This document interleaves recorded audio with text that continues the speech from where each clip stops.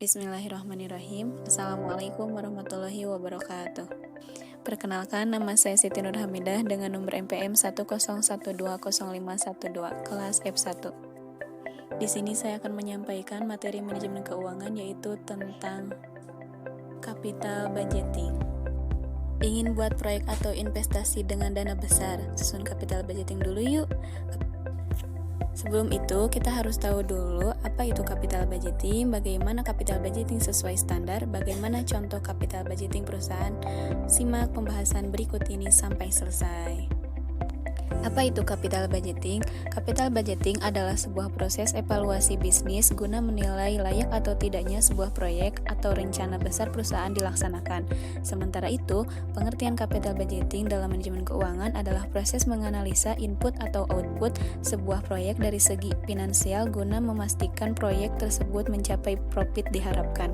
Di antara proses bisnis lainnya, capital budgeting adalah yang paling esensial. Jika dalam proses capital budgeting tidak disepakati, maka proyek perusahaan sebesar apapun tidak boleh dimulai. Saat capital budgeting dilakukan, divisi keuangan biasanya mempertimbangkan dua kepentingan, yaitu yang pertama, kepentingan profit masa depan, dan yang kedua, kepentingan investor. Manfaat capital budgeting bagi perusahaan.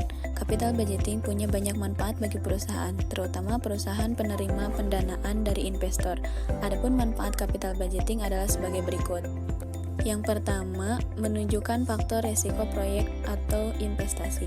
Dalam proses capital budgeting, divisi keuangan wajib meneliti resiko-resiko apa saja yang berpotensi terjadi jika proyek dimulai. Daftar risiko tersebut kemudian wajib ditimbang dan dicari solusinya.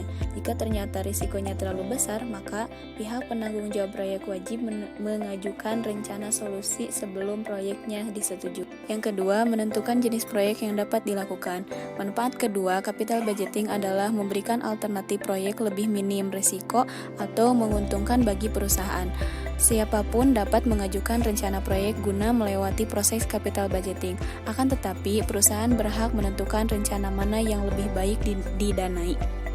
Yang ketiga, membantu perusahaan membuat rencana jangka panjang. Dalam proses capital budgeting, divisi keuangan umumnya dapat membuat beberapa opsi pelaksanaan proyek sekaligus, mulai dari jangka pendek hingga proyek jangka terpanjang. Sebelum menyetujui pendanaan sebuah proyek, umumnya divisi keuangan akan memprediksi terlebih dahulu kebutuhan keuangan dalam jangka minimal 1 tahun. Yang keempat, menunjukkan sisi keuntungan proyek kepada investor. Bagi perusahaan dengan pendanaan dari investor, capital budgeting adalah proses yang menguntungkan.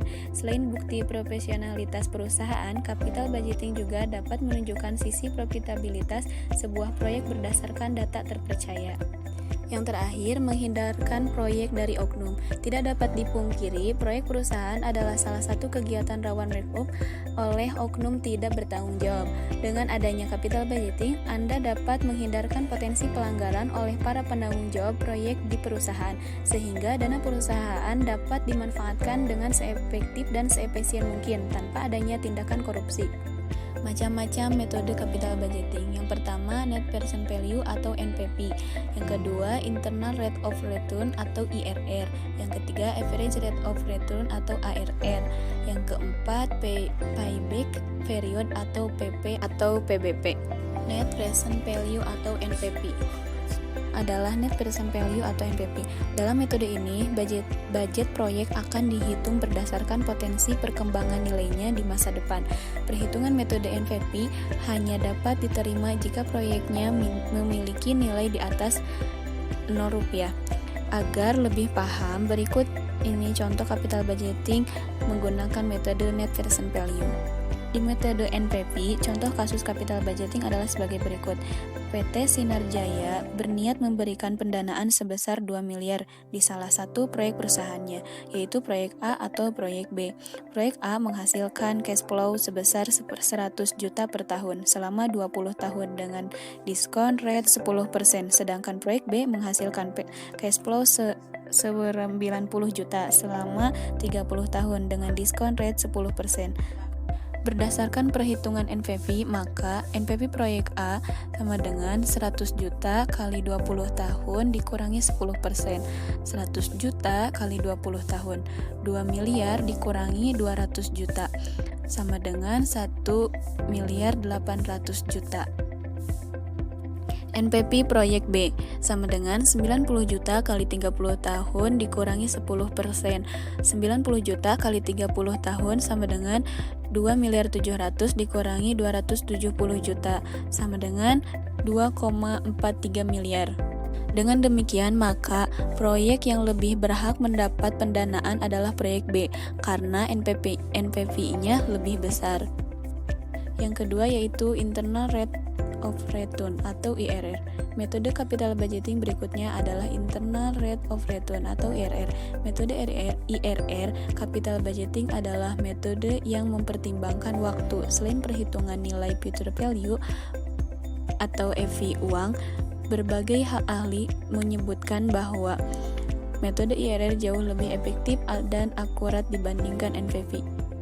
Contoh capital budgeting menggunakan IRR. Proyek A dihitung dapat menghasilkan profit sebesar 35% dari pendanaan 10 tahun, sedangkan proyek B menghasilkan profit 25% dari pendanaan 5 tahun.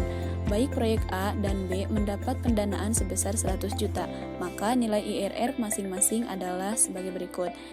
IRR proyek A sama dengan 100 juta ditambah 35% kali 100 juta bagi 10 tahun sama dengan 135 juta per tahun sama dengan 13.500.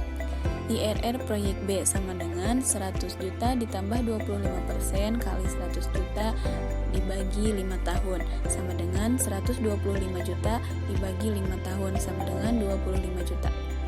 Persentase profit proyek A memang lebih tinggi dari proyek B, tapi dari segi IRR proyek B lebih besar sehingga proyek B lebih pantas mendapat pendanaan berikutnya dari perusahaan. Metode capital budgeting selanjutnya adalah average rate of return. Perhitungan capital budgeting menggunakan metode ini mirip dengan IRR, akan tetapi yang dihitung adalah rata-rata pendapatan per tahunnya. Berikut ini contoh capital budgeting metode IRR. Dalam 5 tahun terakhir, proyek A dan B yang mendapatkan pendanaan 100 juta mendapatkan pendapatan sebagai berikut. Berdasarkan total pendapatan, proyek A memiliki perhitungan jumlah lebih besar dibanding proyek B. Akan tetapi, dari segi rata-rata, proyek B memiliki average rate of return lebih tinggi daripada proyek A, sehingga jika mengikuti metode IRR, proyek yang mendapat pendanaan adalah proyek B. Metode selanjutnya capital budgeting adalah payback period, yaitu metode capital budgeting berdasarkan waktu kembalinya pendanaan. Dalam metode ini, keputusan capital budgeting diambil berdasarkan durasi proyek mencapai BEP. Contoh capital budgeting metode payback period. Proyek A menghasilkan pendapatan sebesar 25 juta per tahun, sedangkan proyek B menghasilkan 20 juta per tahun. Pendanaan yang tersedia untuk salah satu dari dua proyek tersebut adalah 200 juta. Dengan demikian, waktu payback periodnya tiap proyek adalah sebagai berikut. PP proyek A sama dengan 200 juta dibagi 25 juta sama dengan 8 tahun. PP proyek B sama dengan 200 juta dibagi 20 juta sama dengan 10 tahun. Dengan demikian, jika menggunakan metode capital budgeting PP, yang berhak mendapat pendanaan adalah proyek A karena durasi pengembaliannya lebih pendek. Itulah panduan tentang apa itu capital budgeting, manfaat, metode, proses, sekaligus contoh capital budgeting. Meskipun outputnya berbentuk konsep, capital budgeting adalah aktivitas pantang terlewat sebelum proyek atau investasi disetujui. Oleh karena itu, apabila kita akan memulai mengajukan sebuah proyek ke perusahaan, jangan lupa belajar capital budgeting terlebih dahulu. Mungkin cukupkan sekian dari saya. Terima kasih atas perhatiannya. Mohon maaf apabila ada salah-salah kata. Wassalamualaikum warahmatullahi wabarakatuh.